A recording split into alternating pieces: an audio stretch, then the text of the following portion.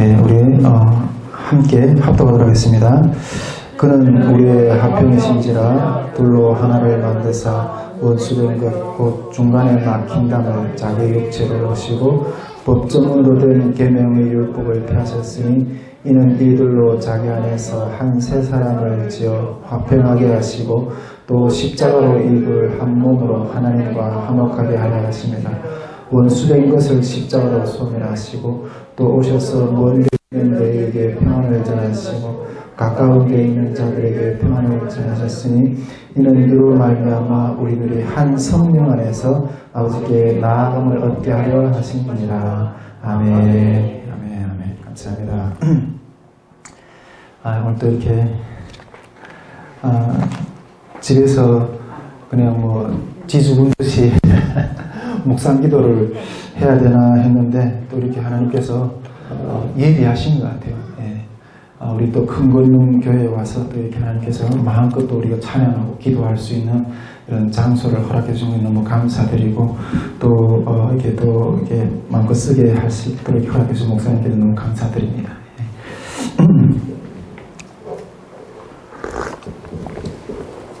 예, 또 오늘 또 이렇게 좀 강의가 시작이 되기 전에 우한폐렴에 대한 마음을 조금 한번 쭉 더 나누고 좀 이렇게 시작하고 싶습니다.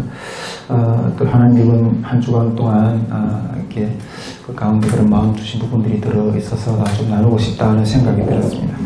어떻게 뭐 한 주간 여러분들도 승리하셨습니까? 네, 아멘입니다. 근데 저는 좀 솔직히 이 우한폐렴에 대해서 이렇게 대하는 입장이 좀 마음 좀 덤덤해요. 이게 막 뭐 급하거나 어떤 두렵거나 이런 마음이 좀 없어요. 근데 이게 한국 교회라든가 우리 정부는 좀 이렇게 너무 유난을 떤다 하는 생각이 좀 들어요. 물론 우리 대한민국 정부 입장이나 또 교회들 입장에서는 이게 엄청 큰 일일 거라고 생각이 들어요. 네, 또 그런 입장에서는 아우성을 치는 게 좀 이해가 된다는 생각도 들기는 하는데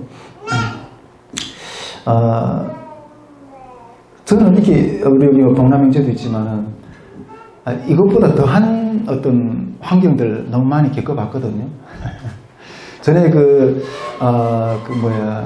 세월호 사건이 터졌을 때 300명이 죽었잖아요. 300명이 죽었죠. 예, 300명이 죽었을 때, 그걸 딱 바라보면서, 야, 정말, 제가 느낀 입장은 어떤 것이었는가 하면, 예, 북에서 어떤 여러 가지 상황들 많이 겪어본 사람의 입장으로서는, 참, 이게 인간이 참 존중이 되는 사회다. 예, 그런 느낌을 받았어요. 아니, 북한에서는 300만이 굶어 죽었잖아요. 300만이 굶어 죽었는데도 이렇게 눈썹 하나 까딱 안 했거든요. 근데 이 300명이 죽은 걸 가지고 엄청나게 이렇게 온 사회가 완전히 아직까지도 그 눌림에서 헤어나지 못하고 있는 어떤 그런 부분들이 들어있는데, 그런 것들을 보면서, 와, 참, 인간을 너무 정말 존중하는 어떤 그런 사회구나 하는 어떤 그런 것들을 좀 느끼게 됐어요. 솔직히, 이번에 이게 우한폐렴도 이게 죽음에 대한 두려움 여러 가지 어떤 상황들이 많이 오는데, 근데 저는 이게 그런 상황들 하도 이렇게 제 북한에 있을 때 아까 이렇게 말했지만 300만이 굶어 죽었다고 했는데 우리 동네에서 그냥 그 시내마다 또 이렇게 지하철마다 지하철 기차역마다 수두룩하게 사람들이 이렇게 굶어서 죽어나가는 모습들을 하도 많이 봤기 때문에. 그게 좀 담담하거든요. 근데, 지금 이래 우한폐렴으로 이 사회가 너무 많이 떠드는 어떤 모습들 보면서, 좀 그렇다는 마음이 좀 듭니다. 저는 근데 이 우한폐렴의 어떤 그런 모습들에 대해서 좀 이 마음 가운데 좀 담담하게 하는 어떤 그런 마음이 있습니다. 그래가지고, 그렇게 나가는데, 지난주에는 우리 정부에서 이게 행정명령이 떨어졌죠. 예. 15일간 뭐 어떤 집회도 뭐 어떤 모임도 다 금지하라. 만약 그것을 어겼을 때는 이렇게 뭐 벌금형까지 내리겠다. 어떤 그런 행정명령을 이렇게 내리는 것들 보면서 또 이재명 경기도지사는 어떤 그런 경기도 쪽 청에서도 이렇게 뭔가 그런 것들 이렇게 공식 어떤 기자회견을 하면서 어떤 그런 이야기를 내놓더라고요. 그런데 딱 한마디가 마음에 걸리는 게 뭔가 하면 그분이 우리 그 정부 관료로서 이것을 우리가 이거 행하는 것은 국민들이 우리에게 준 어떤 그런 권리이기 때문에 어떤 그런 권리를 가지고 그런 권력을 가지고 그런 것들을 이렇게 집회라든가 이런 것들을 이렇게 그 제재를 할 수 있다. 어떤 그런 이야기를 하는 거예요. 그래서 제가 그때 진짜 댓글을 달았죠. 하나님의 나라는 지상 나라 위에 있다. 어떤 그런 댓글을 이렇게 홀 달기도 하고 그랬고요. 담당 형사도 전화 왔더라고요. 담당 형사도 이렇게 그 문자가 왔는데, 당분간은 일체 모든 어떤 종교 집회나 어떤 그런 모임에 이게 가지 말라. 어떤 그런 문자도 오고, 진짜 이렇게 뭐 어쨌든 우리 한국 정부나 또 여러 가지 뭐 상당히 어떤 그런 이렇게 엄중한 어떤 시각으로 바라보고 어떻게 하는 것 같아요. 우리도 이렇게 그 성산교회에서도 이렇게 영상 예배를 돌리다 보니까 지난주에는 우리 집에서 기도를 했고, 근데 제가 우리 집에서 기도를 하면서 우리가 지난주에 기도할 때 완전히 뭐 소리도 못 내고 그렇게 막 죽으면 소리 죽여서 기도했잖아요. 그래서 야, 이게 지하교회라는 게 이런 거겠구나 하는 생각이 좀 들었어요. 물론 저도 중국에서 그 미션홈에서 그 지하신학교에서 공부를 3년 반 동안 할 때 그래도 뭐 찬양도 마음껏 드리지 못했고 그 다음에 이렇게 기도도 마음껏 소리내지 못했거든요. 그 때를 지금 지난주에는 좀 경험한 것 같아요. 정말 저는 그런 생각이 좀 들었어요. 뭐 이게 죄인도 아닌데 이 신앙의 자유가 있는 이 땅에서 왜 이렇게 우리가 예배를 드려야 되나 어떤 그런 생각을 좀 이렇게 많이 했던 것 같아요. 그래가지고 근데 이제 뭐 도화선 집사님이 또 우리 큰권능 교회를 이렇게 소개해 주겠으니까 거기에서 이렇게 좀 기도를 이런 또 어려울 때 좀 더 강력하게 하면 어떻겠냐 어떤 그런 이야기를 딱 들었을 때 너무 감사했지만은 좀 솔직히 좀 큰 기대는 하지 않았어요 제가. 왜냐하면 이 벌금까지 내리겠다는데, 예, 벌금까지 이렇게 때리겠다는데, 어떤 교회에서 이렇게 감히 이렇게 빌려줬다가, 이렇게 그 집회나 행사가 이게 드러나게 되면 그 책임을 오히려 그 교회가 물어야 될 거 아니에요. 그래서 참 어떻게, 그게 가능할까 이런 생각을 했어요. 그래서, 지난 주일에 우리 스태프들하고 같이 앉아서 이렇게 와서 예배 드리러 왔는데, 우리 목사님한테 또 이렇게 하는 거, 마음껏 하시라고. 마음껏 하시라고 얼마든지 하시라고 그래가지고 이게 너무 감사했고 또 우리 큰권능교회 우리 목사님의 믿음 때문에 우리 기도회가 만일에 있을 벌금을 물게 되는 어떤 그런 상황을 좀 면하지 않았을까 하는 생각이 네, 감사합니다. 근데 솔직히 큰권능교회 이렇게 오기 전에도 혹시 안 될 수도 있다는 생각이 들었잖아요. 그냥 안 돼도 나는 한다. 난 안 돼도 우리 집에서 한다. 어떤 그런 마음을 좀 이렇게 굳게 가지고 있었습니다. 뭐 잡혀가면 잡혀가는 거지 뭐. 벌금을 물면 무는 거지 뭐. 솔직히 뭐 벌금 물 돈도 없어요 저는. 잡아가면 그냥 감옥에서 몸 떼어다 오면 되는 거지. 그런 생각을 좀 가지고 이렇게 그 정부에서 행정명령을 발표하는 그런 생각이 딱 드는 거예요.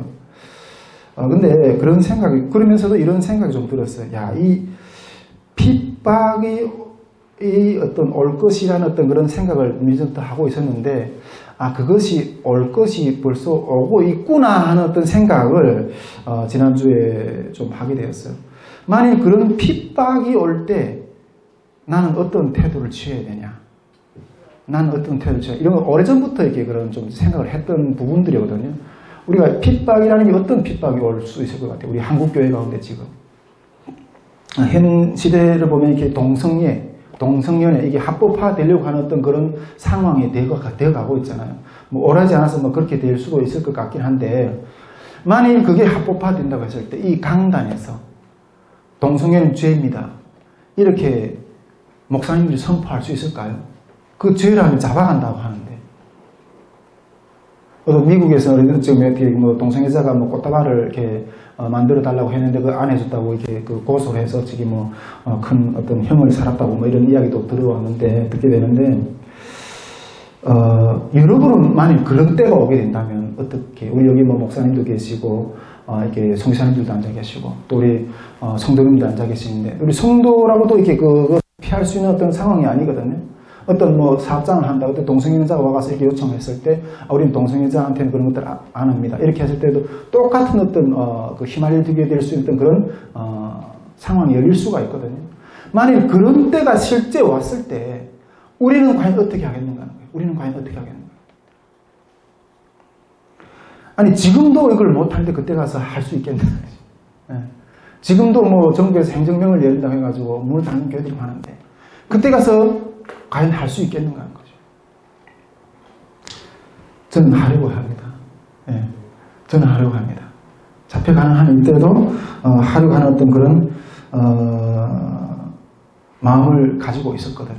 네. 나는 할 것이다 이런 하고 있었는데, 그런데 동성애는 아직 합법화되지 않고 그게 다가오지 않았지만은 이 다른 방법으로, 이 우왕표름으로 지금 우리 교회를 이렇게 공격하고 있잖아요. 그 핍박하고 압력을 가하고 있잖아요.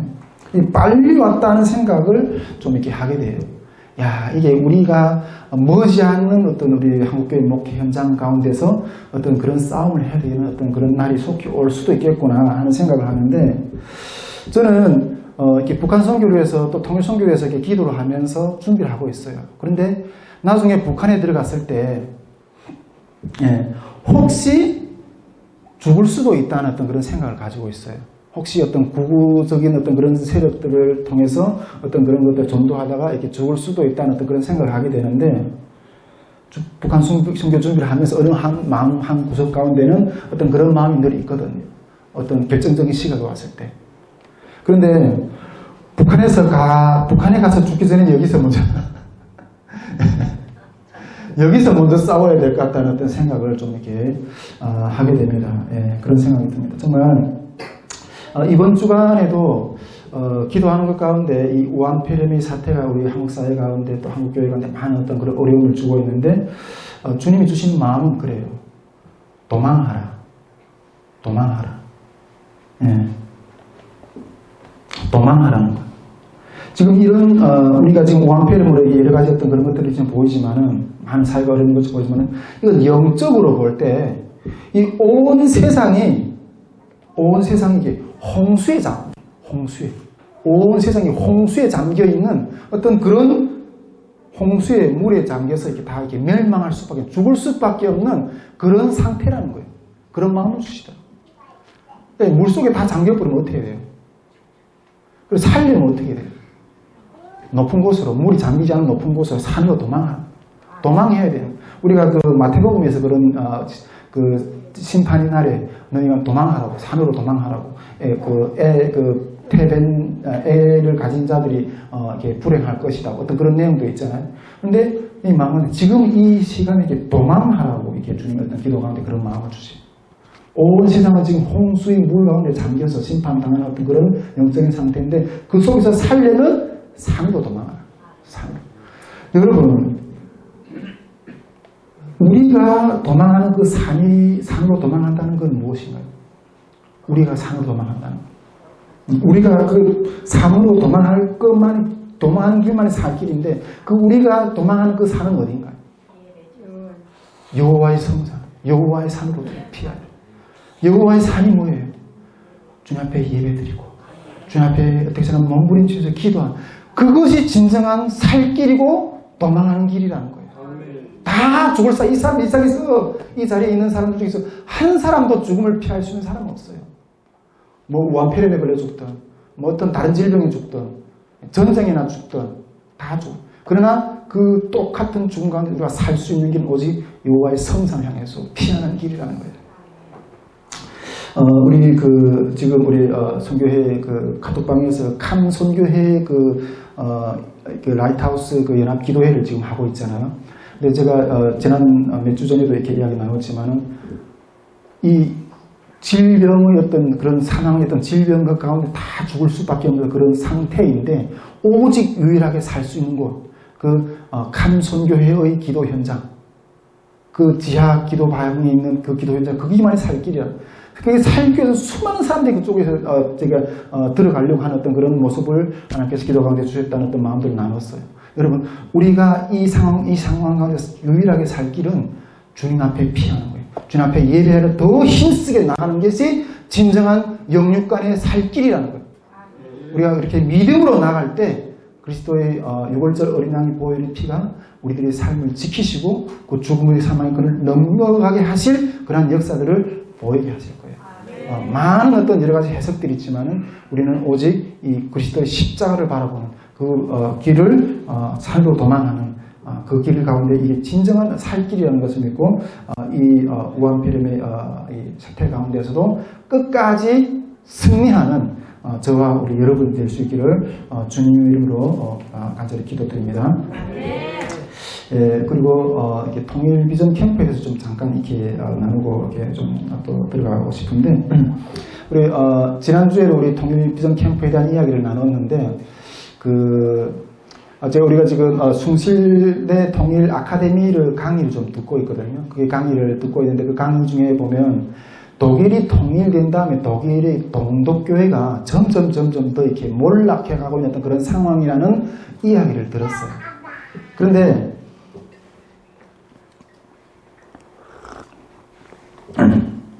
지난주에도 제가 이렇게 우리 탈북민 통일 캠프의 필요성에 대한 이야기를 나눴지만은 대한민국의